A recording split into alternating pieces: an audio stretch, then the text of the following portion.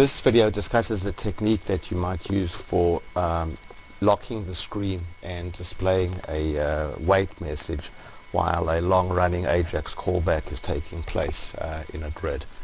The same comments would also apply to a UX component. So you can see that we have a button here that does an AJAX callback, and in the AJAX callback, in order to simulate a long-running callback, I've put an xbasic sleep command that causes the xbasic to take a long time to execute. So when I press the button here, you can see that a wait message comes up and the screen is locked now, so the user can't press any other button. And then when the AJAX callback completes, it sends back the JavaScript to remove the window from the screen. So let's go back now and take a look at what we did here. So first you can see that we've gone to JavaScript actions, and we've defined a here we go, let's go over here. We've defined an action to open up a window. So let's look at the definition of this wait message over here. We can see here that what we're doing is we're opening up a pop-up AJAX window, and we specified that the window content is local. We've given the window an explicit name, so this is important. The name is wait window, and the reason that we gave the window a name is we'd like to be able to use JavaScript to close it. And you can see that if you click on the smart fields here, you get these instructions that tell you that that you can close the window in the grid by using gridObject.getWindow, and then the name of the window followed by window.hide. So this is the JavaScript needed to close the window. So you'll just make a note of that JavaScript over there, because we're going to use this JavaScript in our AJAX callback to close the window down.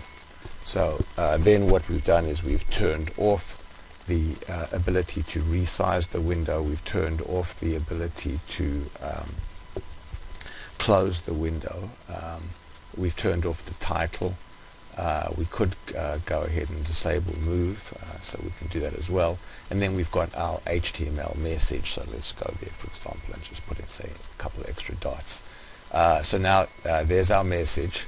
And also, if we go look over here, if we look over here, we can see that the JavaScript needed to run this action now is that. So let's just copy that code to the clipboard. So then next we can see that on this button over here, which is going to make the AJAX callback. So before we make the AJAX callback, we have some inline JavaScript, and we just have we've got our code here which we've just copied from the clipboard, which runs that action. So the first thing that we're going to do is display that window, and then after the window is displayed, we're going to make the AJAX callback. So the AJAX callback is just calling into a function called xbasic. So this is going to be where you do all your work on the AJAX callback. And then in the xbasic function here, you can see here's our function. There's our sleep. So we're going to wait for 3 seconds while we simulate a long-running xbasic script. And then as part of the JavaScript response, we're going to close the window down. So we're going to get a pointer to the window object, and this is the code that we copied to the clipboard earlier. And then we're going to test to see if in fact we got a valid pointer. If we did get a valid pointer, we're going to close the window down, and then we're going to just emit that JavaScript as part of the response from this AJAX callback. So now this works really well in live preview in a real app. As you can see over here, it's working really, does exactly what we need.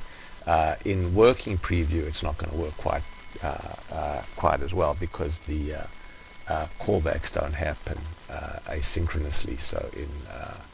So you can see that it's not really a useful technique for working preview, but for a live application, this is a great technique for locking the screen while a callback is taking place. Thanks very much for watching.